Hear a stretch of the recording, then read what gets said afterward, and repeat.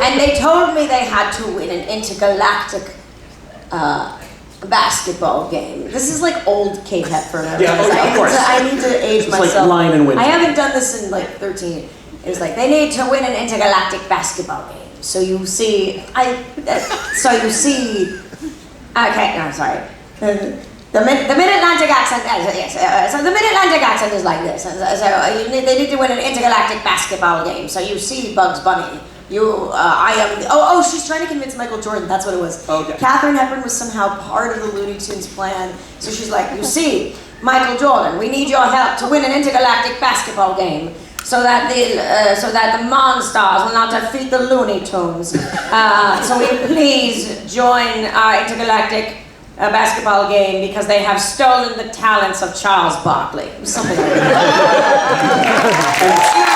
And amazingly they passed. I'm not an impressions person. I mean, it's a whole thing, but I come from the Upright Citizens Brigade Theater's like school of comedy, which is very like kind of comedy math and less character driven. And so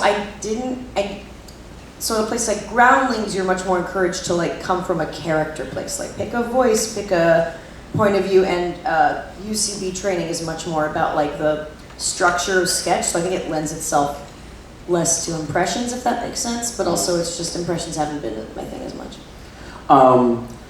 I'll prompt one more question, and then we have audience question microphones. If anyone has a question, you can feel free to come up and line up there. If you have mobility issues, you can also raise your hand. We can make sure that Jay can get the mic to you. But otherwise, if you want to start lining up, if anyone has any questions, then please feel free. But I will ask this. Your work between Crazy Ex-Girlfriend and your wonderful memoir, I Want to Be Where the Normal People Are, correct? Anybody read? And then your most recent show, Please Death Let Me Do My Show? Death Let Me Do My Show? Death Let Me Do My Show. There's certainly a very, it's obviously a lot of it comes from a very personal place, and you're bringing a lot of yourself to these projects.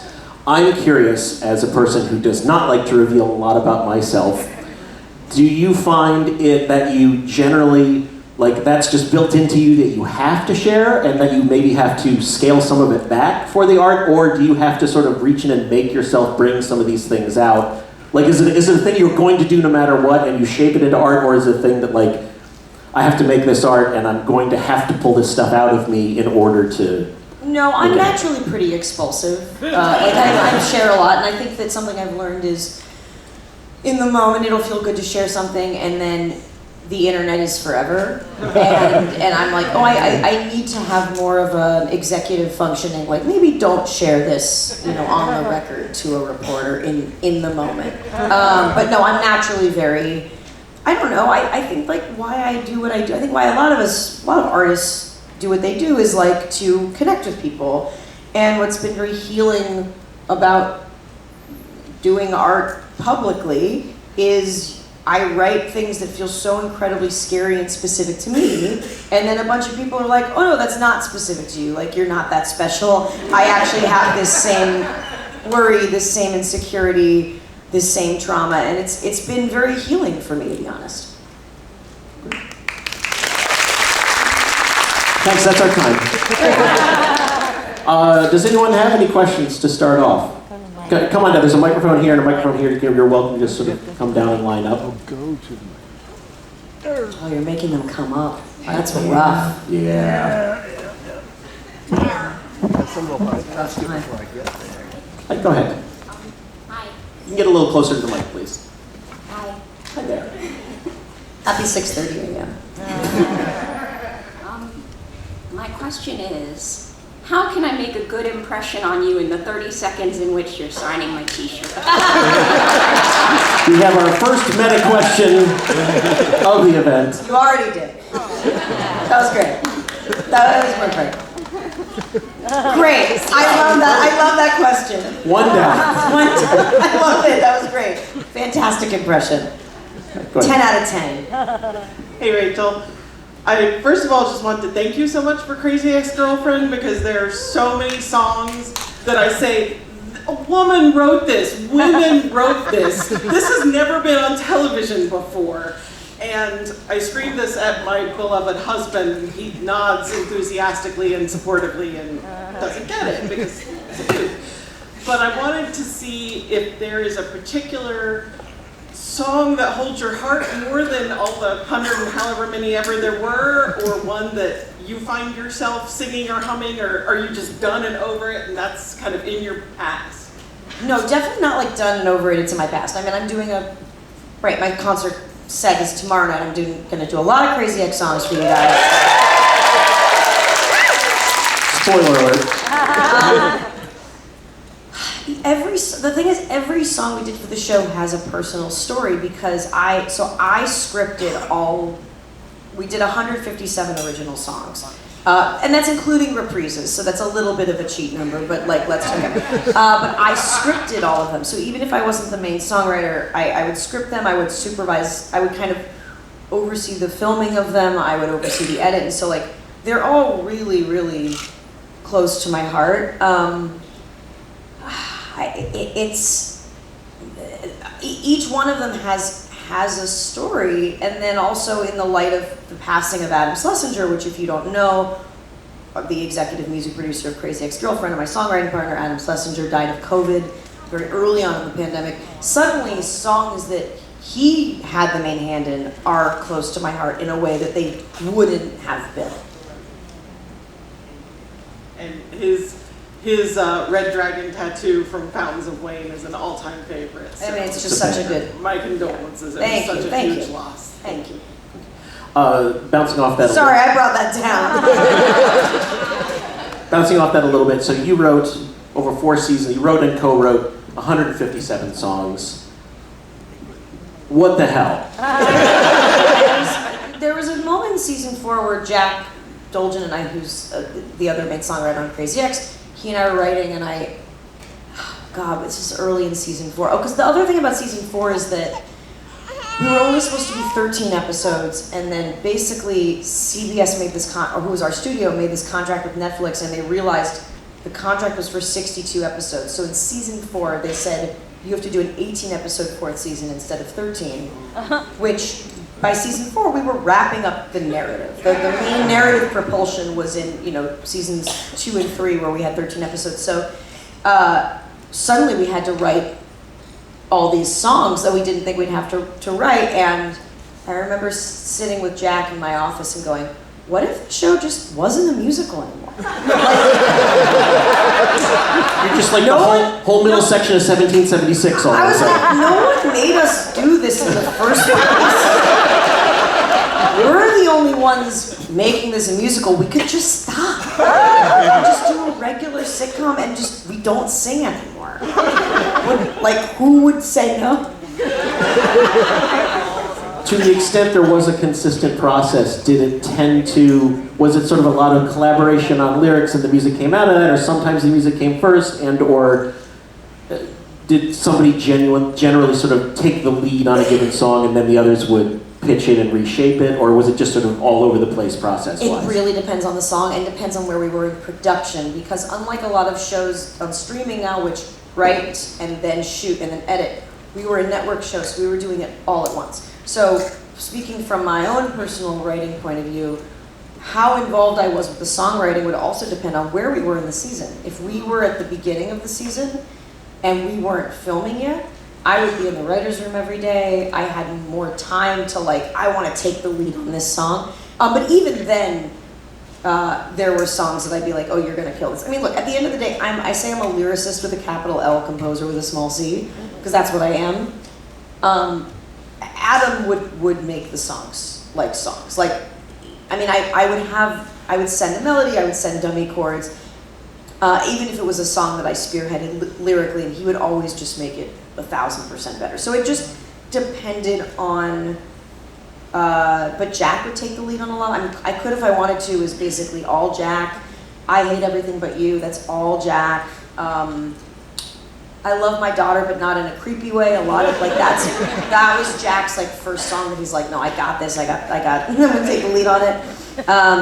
So it just depends on the song and where we were in the process. Were there any songs or cases where you were kind of furiously finishing or redoing a song as you're sort of getting into wardrobe and realizing a thing needs to be fixed, or things generally, I mean, obviously, with television production, obviously, at a certain point you've got to go, but like, was there a certain point where you're still laying track as you were riding the train? All the time. The song California Christmas Time was written while we were shooting the episode, and we were just like, insert song in mall here. And that song, I sat around and brainstormed. We brainstormed lyrics, me, Jack, and Adam, and then Adam was like, okay, I'll make this song like quickly. And he made that song really quickly. I think I wrote the I wrote the song Who's the New Guy, like on set. I was like, because we were like, we're introducing this new character, this is very important, we need to be self-aware, but I remember kind of writing it as I was walking from scene to scene and texting lyrics to Adam and Jack. Yeah, it was madness. I mean, it was insane. Yeah, I'm sure it wasn't stressful at all. Yeah. Go ahead, next question. Hi there. First of all, more reboot, please. Yes. I have no control. A reboot is probably dead, I'm sorry to say. I don't know what to tell you. It's weird. The industry right now is like, it's not in a good place, guys. Like it's dire. So I agree, more reboot. Okay, the question I hope you'll talk about, you speaking about your expulsive personality and that being part of your creative process. For me at least, and for maybe other people here, the very first thing I remember learning about you is an internet video about your obsession with a certain science fiction writer. I'm just wondering if that might be one of those things that you look back and say, maybe perhaps that was one of those things I shouldn't have shared quite so much. No, I just no, that's not one of the things I shouldn't share. No, that was that. So Fuck Me Ray Bradbury came from. I was getting over a breakup and I was home. This is during college. I was home during summer break, and I reread The Martian Chronicles. And we had a lot of Ray Bradbury in the house because Ray Bradbury spoke at my grandfather's local Kiwanis club, and my grandfather drove him home a couple of times because Ray Bradbury didn't drive. So I had Martian Chronicles, we had Fahrenheit 451, and I was rereading Martian Chronicles, and I was like, this is the type of guy I need. Like a guy, because I had been with a guy who was very, very clinical and very kind of cold and mathematical, but was also really like not empathetic. And so rereading Martian Chronicles, I was like, oh, I need this mix of high concept and empathy in a man, and then that tickled me, because I also was, at the time, on a sketch group, a college sketch group, and when you're writing sketch comedy, it's like doing stand-up, your brain is always looking for premises, and so I just thought, like, oh, that would be a funny, sexy pop song. And then I made it I had this in my head for a couple of years, and then I decided to make it like a pop song years later. But no, I don't regret that at all. Hey, going back to Crazy Ex-Girlfriend, I just had a writing question kind of about the arc of the character throughout all of the seasons. Did she start out with borderline personality disorder? And I am a mental health professional, degreed and credentialed, so you can get as deep as you want. Great. So no. So we knew she had problems, and her problems were loosely a mix of my own, and also like my own at my worst, Aline, the co-creator of Crazy Ex, at her worst, and then people we'd known. But it was so it was definitely, I would say, the comorbidities of people we knew. I remember the big thing was in the pilot.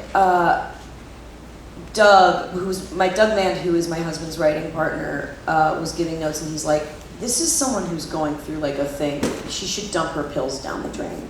And that was like, oh, of course. We always kind of knew she was going through some mental health crack, but Doug suggesting that was really, really important. As the show went on, we just kind of discovered things, and then before season 3, Aline especially was like, I think we need to diagnose her. Like, we've done so much at this point, because a lot of the mental health stuff was circumstantial, where we're gonna take a romantic comedy trope and flip it on its head. And as you have this character do more and more wild things, it's just like something is going on. We need to actually like name this. And so what we did is we sent a few episodes to different therapists to watch. And we did this through the Writers Guild. The Writers Guild will connect you to mental health professionals.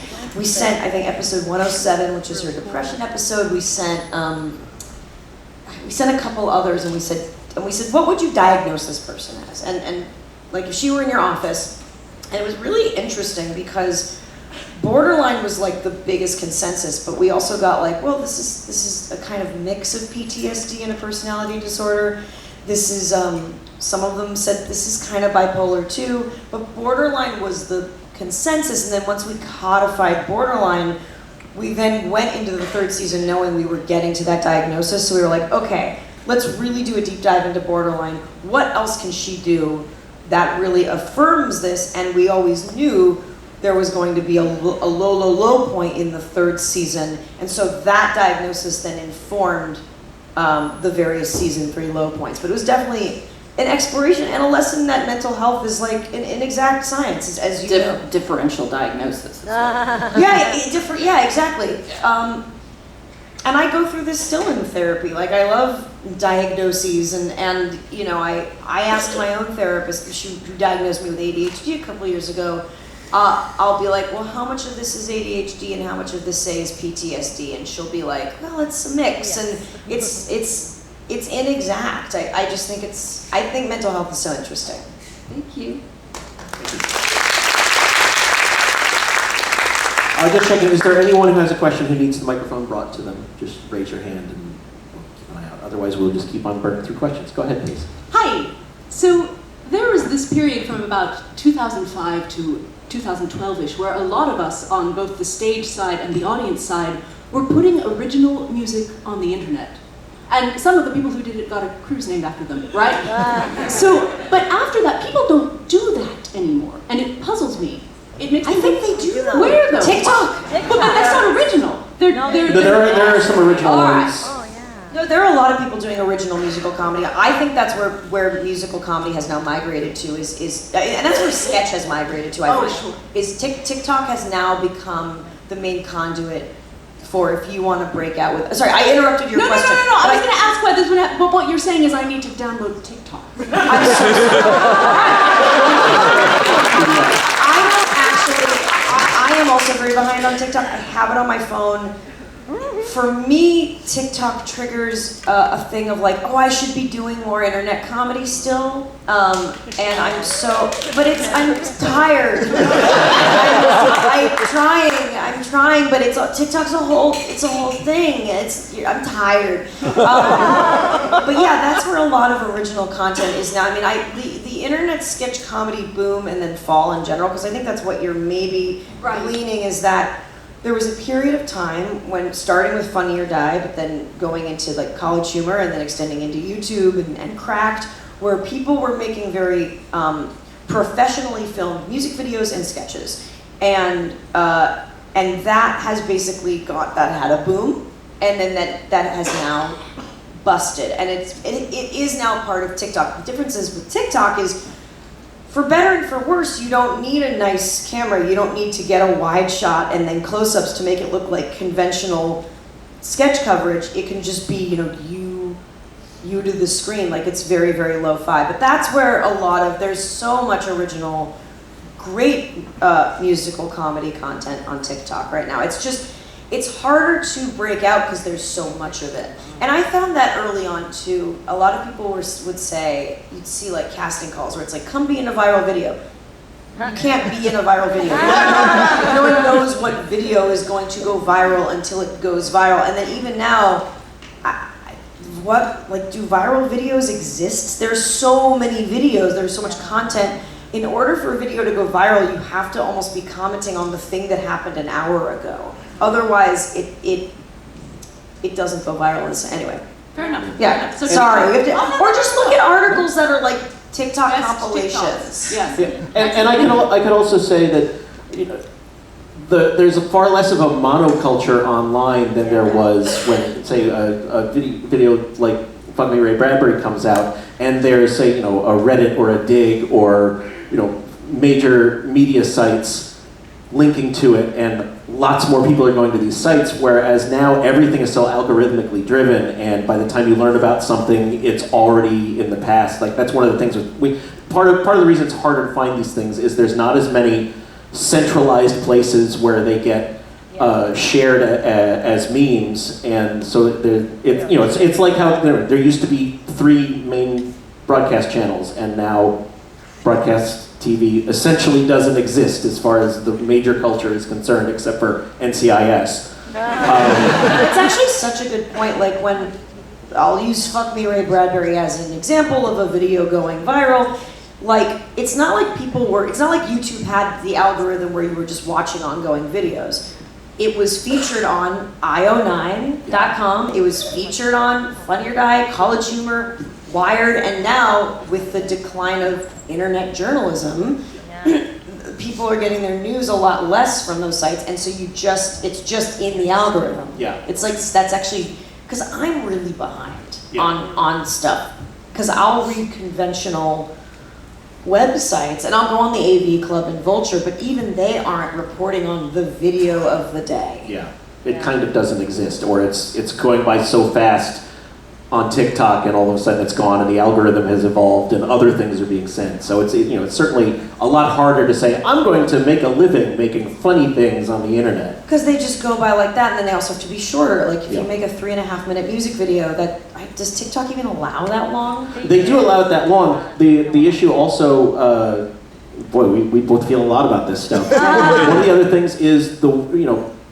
way the algorithm works. To stay relevant, you have to be constantly churning out content. It's not even so much about what you are putting out as it is that you constantly have these things coming out, and they meet certain metrics of length and composition or whatever, and that's really hard. It's really hard. Like, I'm about to do, it is part of my goal to do like some more internet like comedy and put it on my Instagram.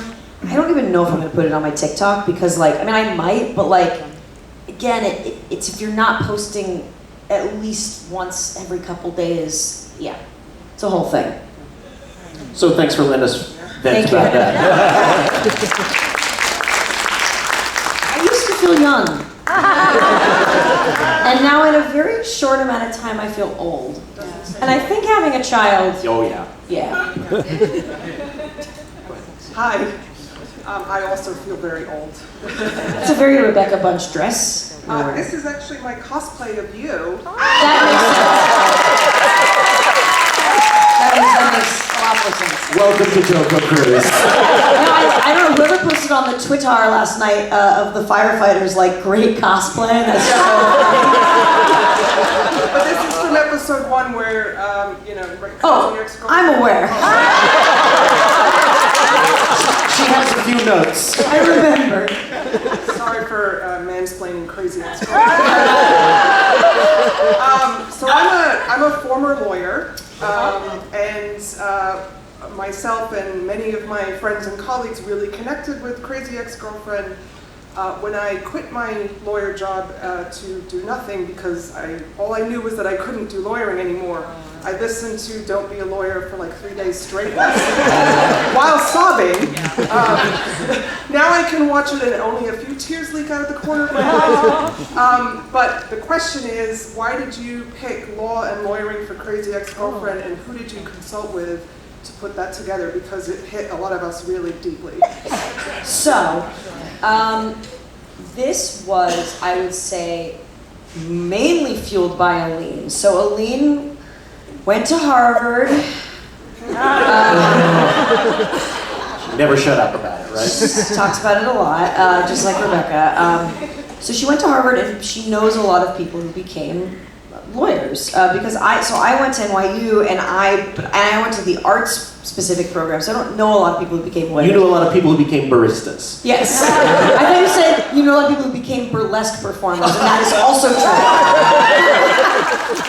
But Aline, when you're at Harvard, you know a lot of people who were just at Harvard because they're generally smart, and so a lot of people she knew became lawyers and then were miserable, and so we knew we wanted Rebecca to have like a corporate job, and Aline was like, law. I can bullshit on law forever. Because Aline also and she kind of coined this term, had written a lot of work-com movies. So they're like rom-com, but it's actually like at work. So Aline, if you don't know, wrote The Devil Wears Prada.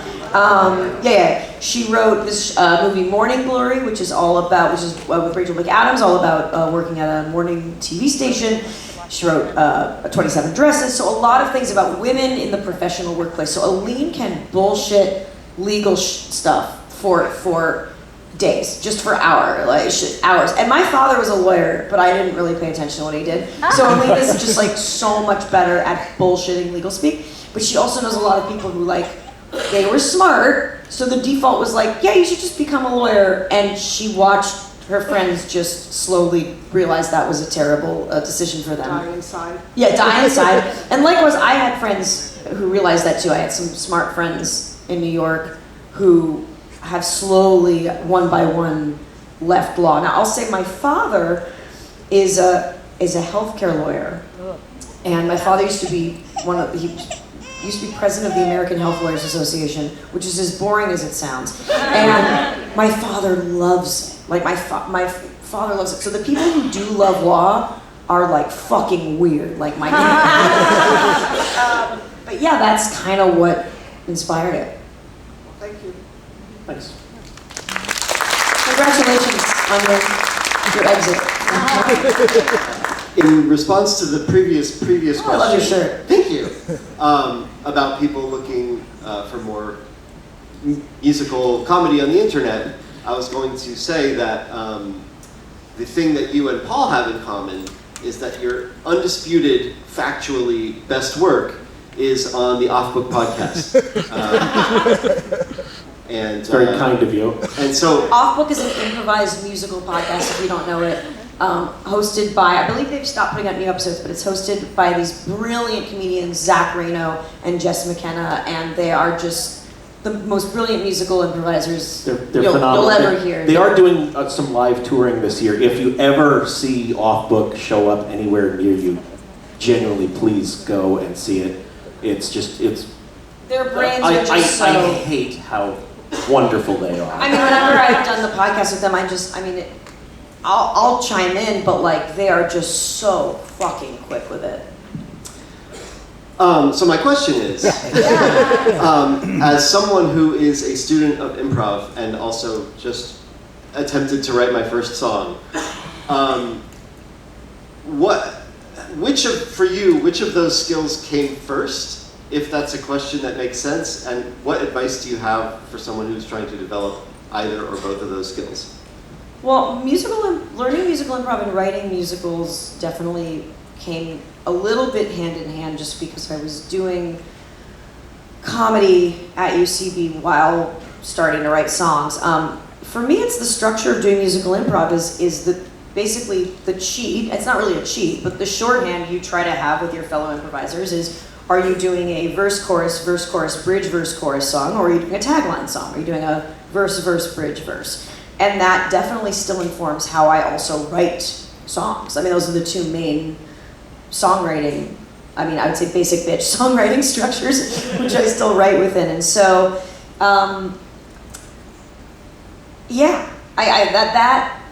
that's the link between musical improv and songwriting to me. Thank you. Yeah. Hello. I want to follow up to something you said earlier, but I think you've already kind of connected some of the dots, like with talking about video streaming and internet journalism, but could you elaborate further on why the industry is shit right now?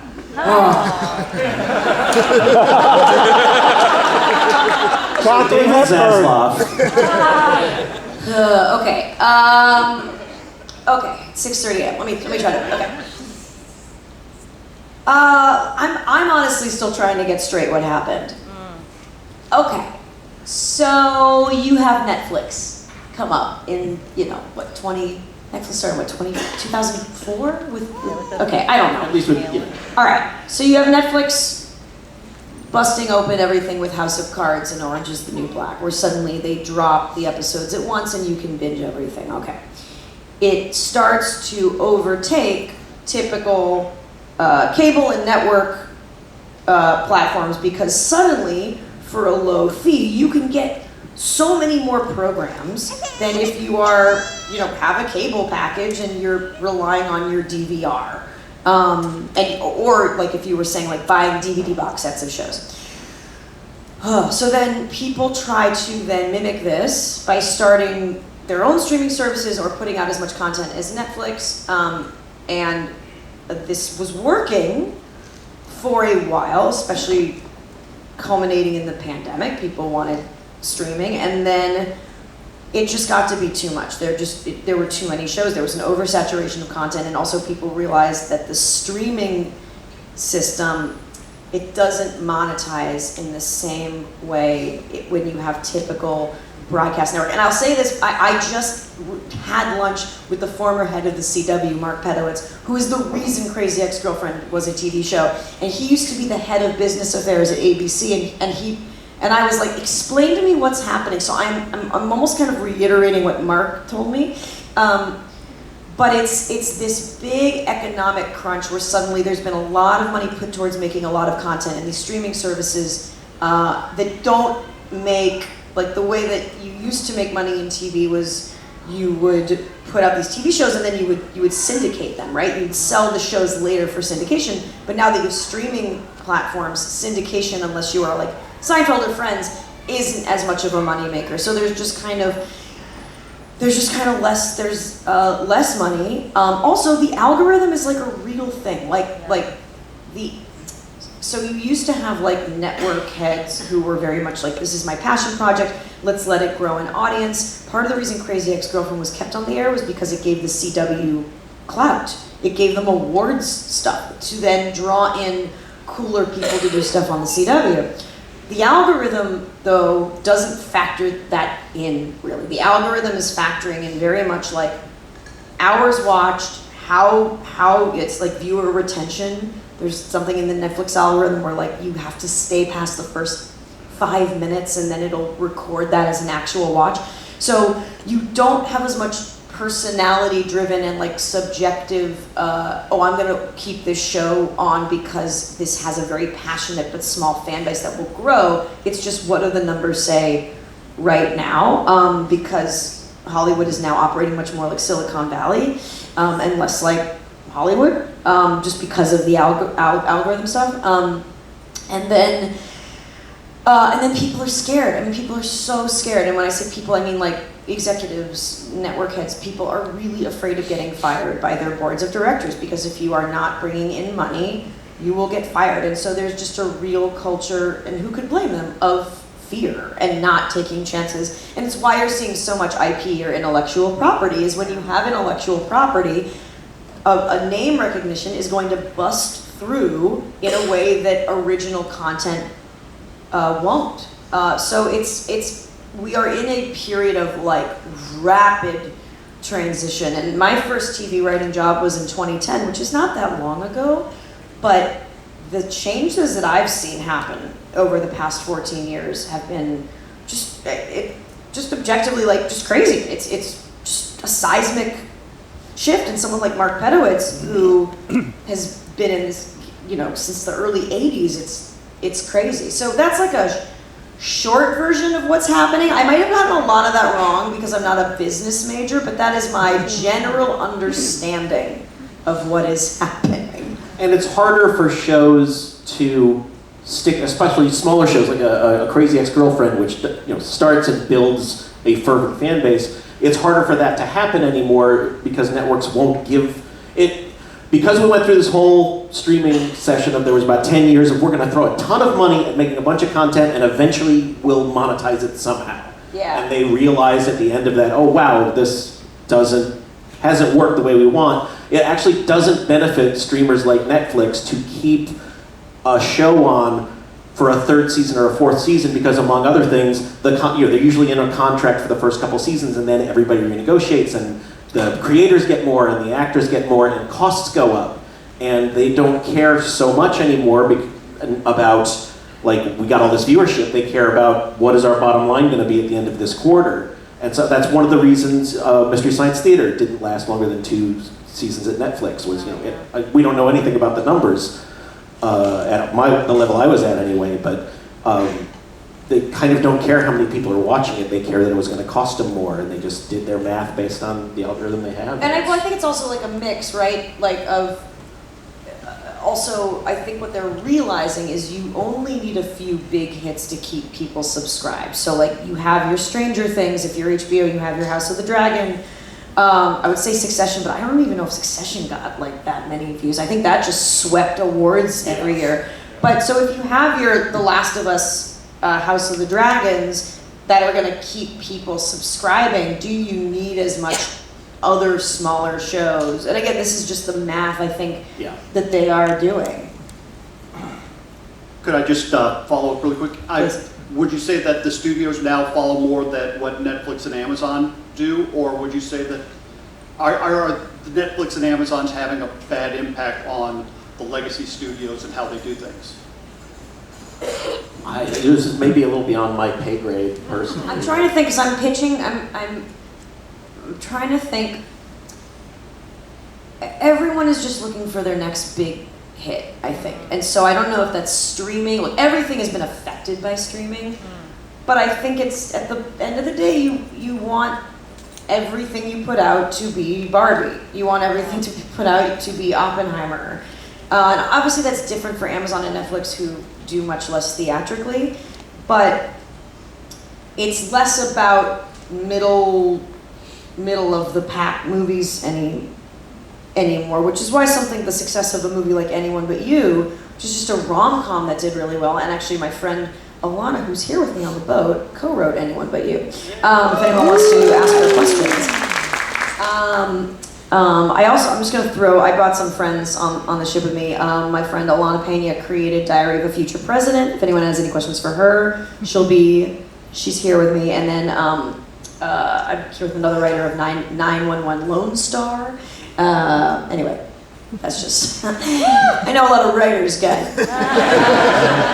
I forget the question, because it's now 7:30 a.m. LA time. Just another check in case anyone came in late. If there's anyone who needs a mic brought to them instead of coming up to the mic, just raise your hand. We can get that to you. Otherwise, somebody over here? No, up in the back. Okay, we'll get one brought up to you. And in the meantime, let's go with this question. Hi, I will say I never thought I would be able to ask you this question, but I'm very excited.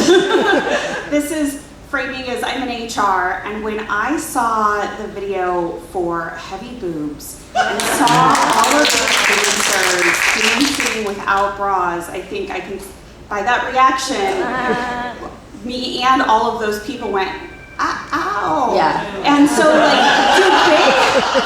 did they know ahead of time what that was going to be like? Yeah. Let's just get workers comp claims. Just like, Absolutely, just to get that ahead, we didn't say like, oh, are you in for a surprise on Tuesday? No, they 100% did. One of them was a friend of mine, Alika, who knew exactly what she was. I think I had two friends in that video, yeah.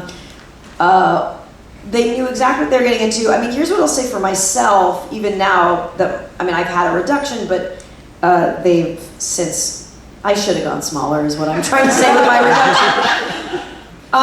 If I'm not on my period, it'll hurt, but like it's not, like if I were on my period the day that we shot that, I think I would have canceled the shooting. But I don't know, they're definitely, yeah, our backs were sore, but there was no official workers' comp.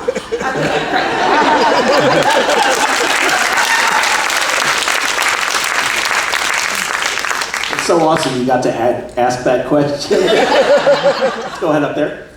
Okay, hi. I was just wondering how,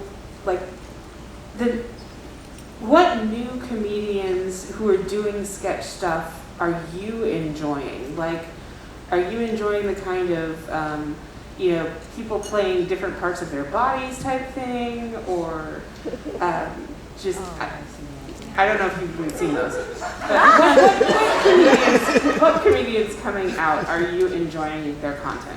I'm so behind on new people because I'm really bad at checking TikTok, and that's I feel like the way to learn about new people.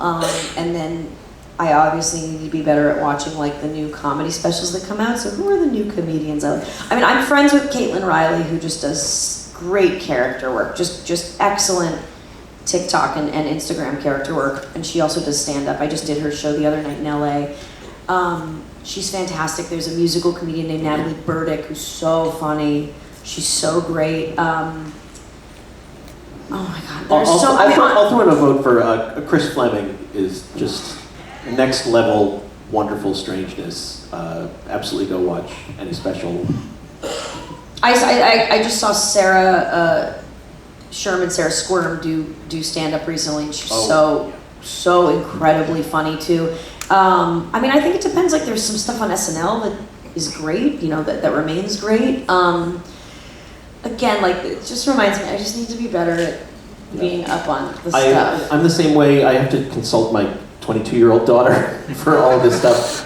I cannot remember his name. The music is the bass guy. The one who did the fake Euro pop song. Oh yeah, that was great. Movement. Kyle Gordon, thank you. He's been churning out some really, like, some stuff I've been very impressed with, again, because he's doing it at this TikTok pace. I've enjoyed Kyle's recent stuff. But also, like, just, I mean, any stand-up who has a special, I mean, my friend Mo Welch has a comedy special out right now about finding her estranged father. That's great. It's like part comedy special, part documentary. Atsuko Okatsuka has a great special on HBO. There's a comedian I know named Moses Storm who put out a great special a couple years ago on HBO Max that was fantastic. There's so much content out there. I feel overwhelmed. I am overwhelmed with what to watch and when to watch it. And so there are so many new comedians that I probably am not thinking of that deserve to be said. Yeah. We're gonna burn through a few, get as many as we can. Hi. So I was wondering, with both comedy and production being such male-dominated industries, especially with the content that you create, if you just want to talk a little bit about that and like maybe forming your teams or how you got there, like what went into that? You know, I think whoever just gets what I'm trying to convey, and a lot of men can do that. A lot of, I would say, cis straight men can absolutely do that. They can totally, I mean, my husband being one of them. I've been with the same guy for 16 years. So like for all, I think people are like, oh, she's so unconventional. I'm pretty basic. I've been with the same guy in a monogamous relationship for 16 years. We have a 4-year-old daughter. I'm pretty boring. But I think it just depends. It depends on the people. I mean, I think that the rarest thing to find are editors who understand comedy. Finding an editor who can understand comedic timing is like by far, that's the needle in the haystack out of everyone, and that can be women, it can be men. It just depends on the person. I've definitely been mansplained to in production a couple times, but because I'm usually the boss on set, people will usually not say. They'll usually be deferential to what I want.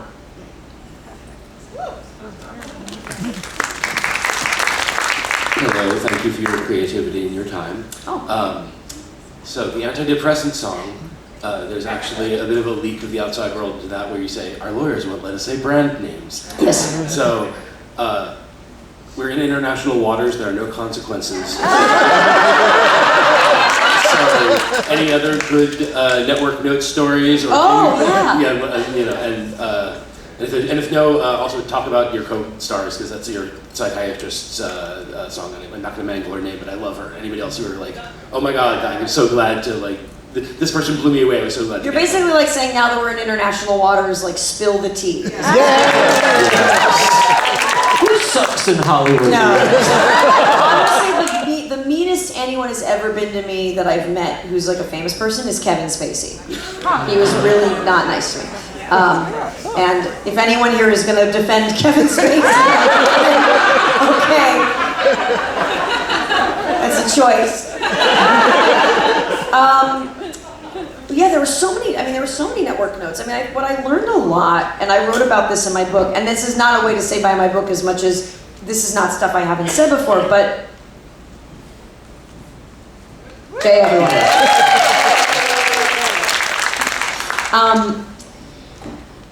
So standards and practices is really interesting. So Crazy Ex-Girlfriend was a network show. The CW was a broadcast network, which meant we had to adhere to FCC guidelines. The FCC prohibits, especially before 10 p.m., any graphic or explicit language. Now, what does that mean? And that's where the fun starts.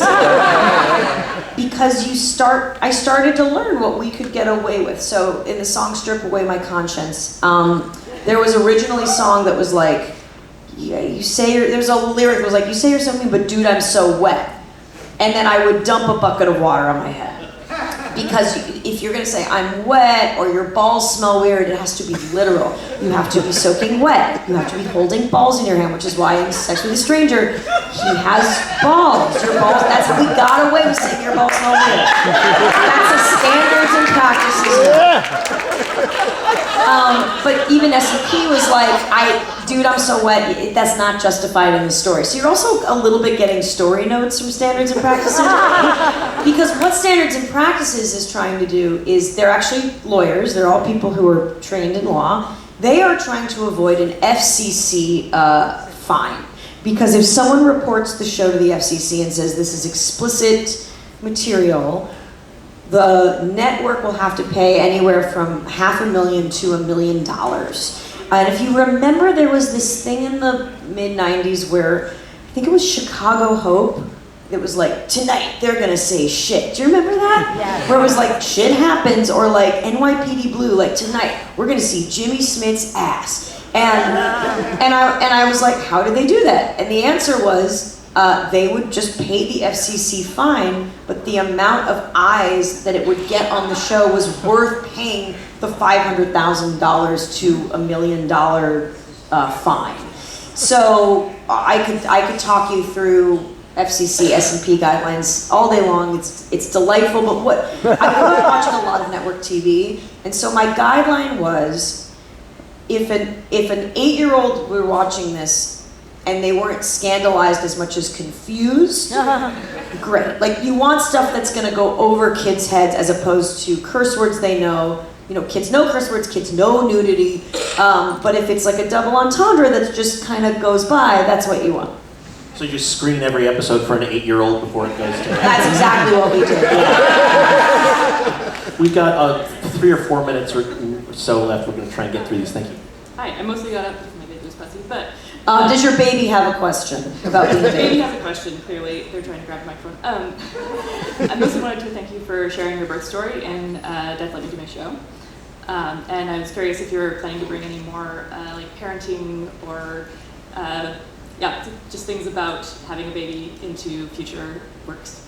Totally. So I have this show, Death Let Me Do My Show. First of all, I am going to be filming that. So that'll come out on a streaming platform yet to be announced because I haven't signed the final thing on the contract yet, but that will come out hopefully in the early fall. Why don't you do it right now on stage? Yeah. Oh, Jesus, what was that? Okay, by the way, I'm from Los Angeles, so everything on this cruise feels like a low-grade earthquake. Does anyone else? Like, we had an earthquake a couple weeks ago, and that just felt like, oh yeah, that's about a 2.8. Yes, I think I'm still finding my point of view as a parent of like, what do I have to say that's unique? Because parenting is the oldest experience there is, and so many comics have talked about parenting and birth, and so I think it's like, what can I bring to the table that's unique? And that also doesn't sell my daughter out. Like, I'm also trying to keep in mind that the internet now, anything on the internet is forever. It is not a safe place, and so it's why I'm pretty guarded about not showing her face, because AI shit is fucking crazy, and like, she doesn't understand any of this yet, so it's like, I'm really guarded about, I want her to be able to apply for any job in the future, and for something I said in a dumb act to not like disqualify her from like joining the CIA or whatever. I'm not like rooting for her to be in the CIA, but that was kind of cool. Go ahead. Hi. What part or role or even scene have you done that felt most foreign to you, where you weren't like, this is an experience I've had that I'm just, amplifying, but like, this is weird to me. So I will say, the scene in Crazy Ex-Girlfriend where Rebecca tries to commit suicide was really upsetting. It was horrible to do, and I don't often like have that with acting. I'm not often like, this is unbearable, but I think that I am kind of an empathetic actor who I need to be feeling it a little to give the emotion. It's not even method as much as just how I am, and really getting myself into the headspace of I don't want to live anymore. It was really hard. I burst into tears. Like, I could only film that scene like a couple times. It was really hard. I'm afraid, do you have something very quick? Yes or no? A yes or no question. I'm sorry, we are running out of time. We'll take a yes or no question. I was just wondering, do you have any plans for any more live Crazy Ex-Girlfriend shows? Like, you have a huge fan base. I think people would be into it. Yes, I am talking. Yes, I want to do it. I think, like, you know, first of all, everyone on the cast is busy. I mean, I could walk you through the logistics of, like, if you plan a live Crazy Ex show, you have to make sure people are available, and so, like, what's the amount of money we can pay? Like, people, when we played Radio City Music Hall, because there were so many of us, and there were so many expenses, like, no one made money. So, and what that means is if they're gonna commit to a show, but then they're gonna get an acting gig that's gonna pay a lot more money, like, how do you account for that? And so I'm still doing kind of economic research on what is a version of doing another Crazy Ex show where we're, 5 years out of the show ending, where, like, I can maybe, people can get a little more money, myself included. I barely broke even doing the Radio City shows, because that was my own money that I put into them. And so the short answer is yes, and the long answer is it's a whole, like, just economic, logistical question. But we all still really love each other is the kind of, like, foundational answer, and people would absolutely be down to do it. That's awesome. Thank you so much. Rachel has a signing today in the Rolling Stone Lounge. Is that at 2? 2 to 4, I believe. Something. And of course, you'll be performing in our main concerts tomorrow evening. In this very stage. I guess if you have any more questions, you can shout it out. Just shout it out while she's waiting for, like, at the Asian station at the Lido or something. Oh yeah, that's fine. Thank you, Rachel Bloom, Thank for coming you so on the much. cruise. Thank you.